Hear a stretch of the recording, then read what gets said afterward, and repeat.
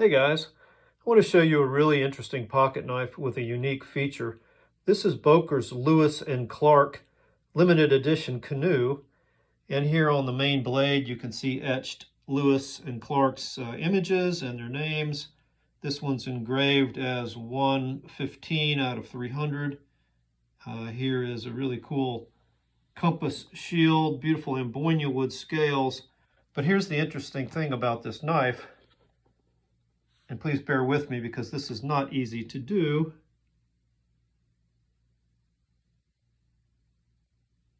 But there through the Stanhope lens, you can see the images of Lewis, Clark, and Sacagawea pointing the way.